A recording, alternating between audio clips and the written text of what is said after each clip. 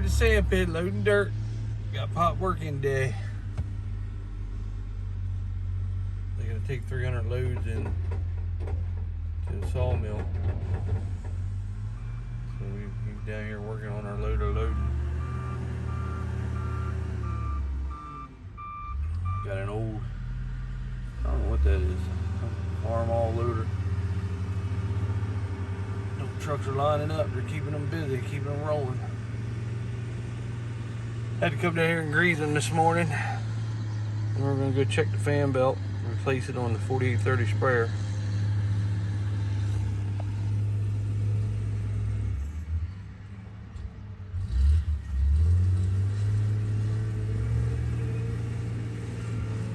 That loader comes in handy.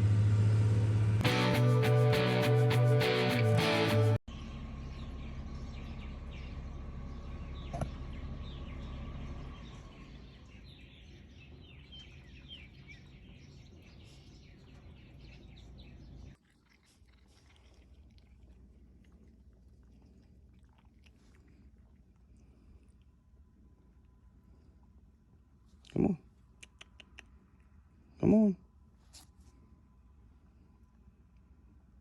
Come on. Come on.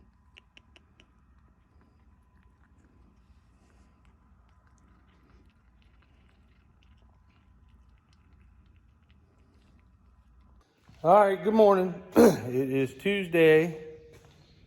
We haven't got any rain. We had a couple drops yesterday, but it's cloudy.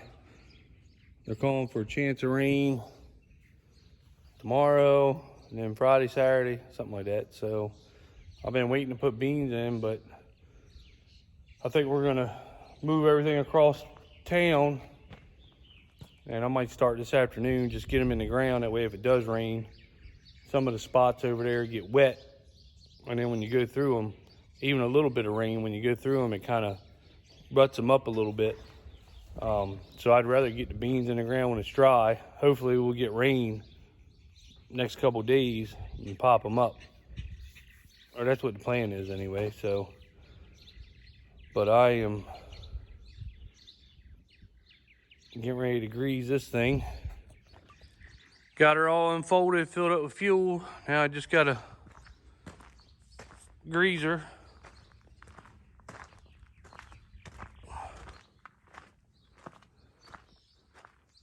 Fold her up, lock her up, and then we'll move her across town. I never use swath control with beans. I got her set for the corn rows, but I'm actually going to, when I get her across town, I'm going to measure her out and put her in. I got the one as my corn planter. I'm going to put her in as my bean planter and do my measurements to my back disc, and then that way I know where to shut the rows and everything off at with my times. And I'm going to try to use swath control with the beans. I never do it because I hate turning around on planting inrows with beans. Corn, it doesn't seem to matter, but I don't know. Beans don't really like compaction too much, but all my buddies that farm, I asked them, they use swath control, and they said they've never had a problem with the beans not coming up. So that's going to be what we're going to do today. When I get over there, I'm going to do that. So get her set up for swath control. So let's hope it works. We'll try it anyway. All right, that's the job today.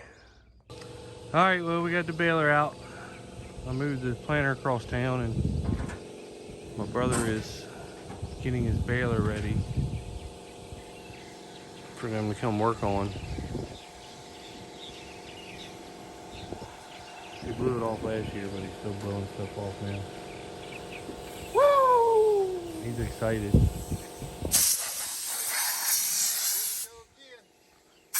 We had to move her over here with the 4440.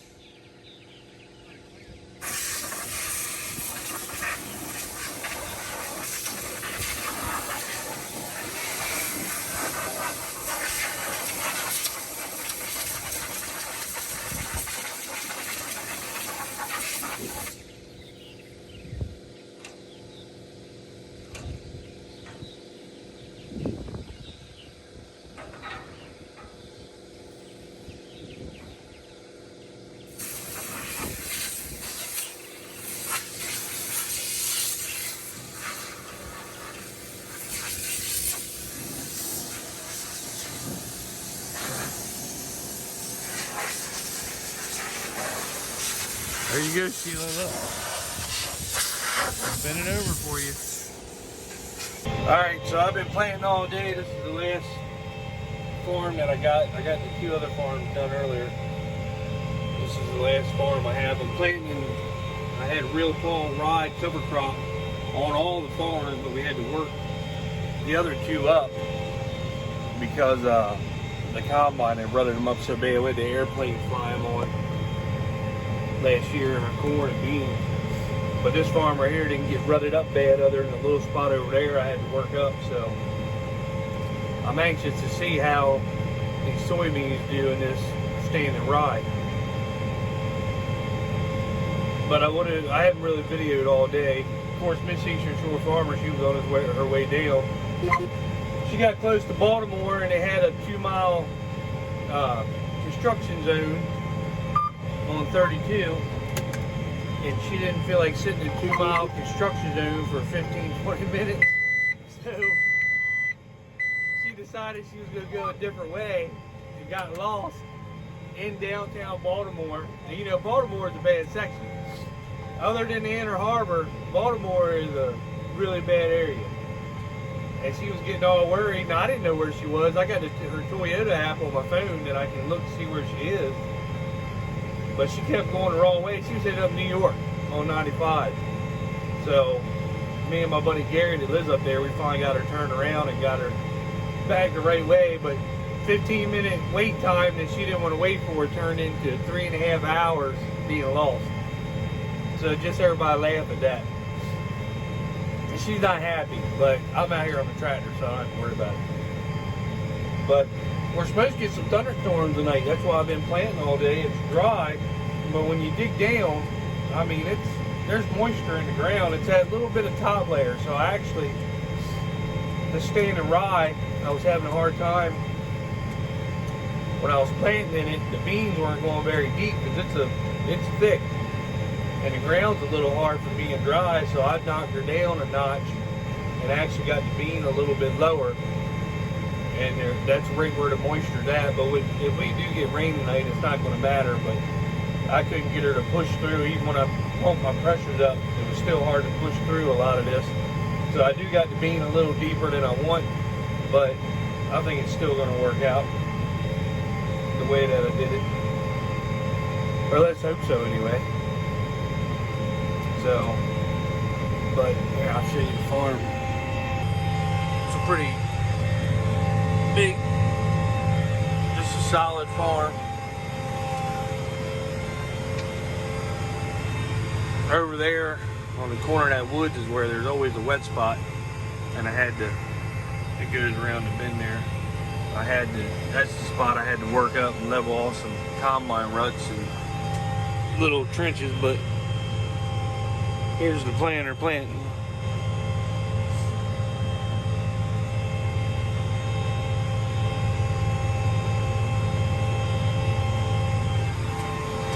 Here's a little parking area up here that we have, where that little pickup is. That's my little runaround pickup.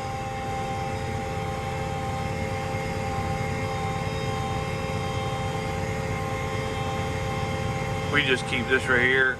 We don't plant none of this, and then there's a stone driveway that comes in right there in this big circle. And we don't plant it. That way we can bring the trucks up here and the equipment up here and have places to park.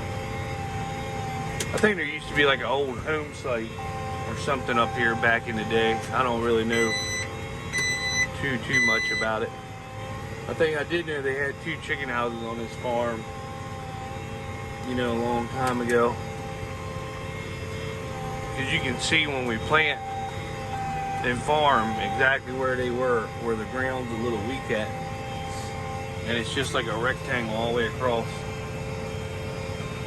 That's Pueblo Land Road. That takes you down to the bay. It goes into the ocean, the Aztec Atlantic Ocean.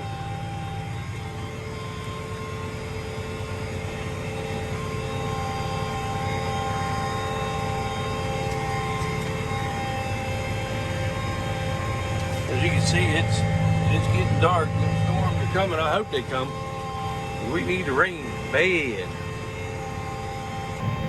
But anyway, like I said, I did have issues today. I had the outside planer wheel went flat when I moved to a new farm, the second farm.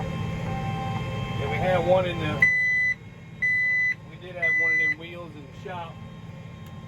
So I got my brother to bring it over, and he helped me move the seed tender and everything else while he was over here. And I took that down to Knox and Pocomoke, and they knocked that out quick. Hurried up and got it fixed for me. It came back. Then I lost the closing wheel on the back. I still don't know where that's at. It's out in the field somewhere. I guess I'll find it when I spray. And then the closing wheel beside it, the bearing was bad, and where I took, what was it, 10 closing wheels off to put them spiked wheels on. I had them up at the shop, so my son Hunter, him and my brother ran them over here when they moved the tender. Ran them over here, and I hurried up and bolted them on and got going again. So it's amazing how much I've actually got done today, considering I broke down twice. Just luck, I guess.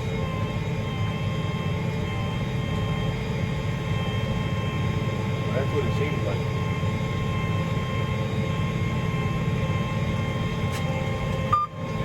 Playing around this parking area.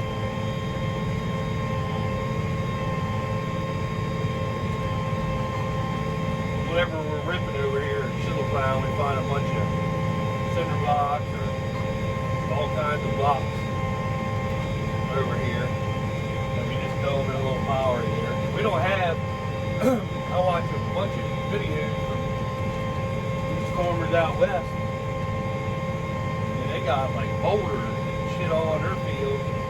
The only blocks that you ever see us have is you know, issues like that where there might have been an old house there that you didn't know about or something like that. But I don't know how them guys farm out there with all them rocks and stones, and even west, one little farmer up Jersey. I mean, out west they got like the big boulders out in the field, or you know, just big stones. But like west in Jersey, I mean, he showed a couple videos. This whole field's nothing but stones. Like, I don't even know how that's possible. That would scare the hell out of me, having to plant that mess.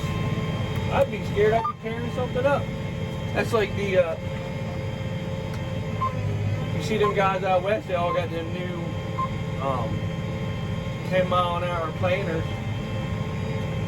And I don't know how you go 10 miles an hour and not be scared to hit one of them boulders out there in the field. I mean, some of them they've had to dig up with excavators. That's how big these things are. I mean, it's ridiculous. But anyway, it looks like the rain should be getting here soon, so I'll probably only do 3 or 4 more rounds and do the inroads. I don't think I got enough beans to finish the farm anyway. So I wish that John Deere, when they built these big tanks, they put like a clear window all the way down in the center to the bottom. That way you can see how many beans you have in there. If you catch it just right, you can see the shadow in there to tell, you know, what you got, but that's only if you catch it just right sometimes. It'd been simple if they put a clear glass all the way down there, or whatever, plastic glass. That way you can see what it is. So, I don't know if they change it up on the new ones, but I've seen some brand new 1795s down there that's been ordered, and I didn't see any on them, so who knows. But anyway, thumbs up, make sure you subscribe, tell everybody. I'd like to get viewers and subscribers, but for some reason I can't. Content might be boring sometimes. I don't have time to video everything. So I don't know. See.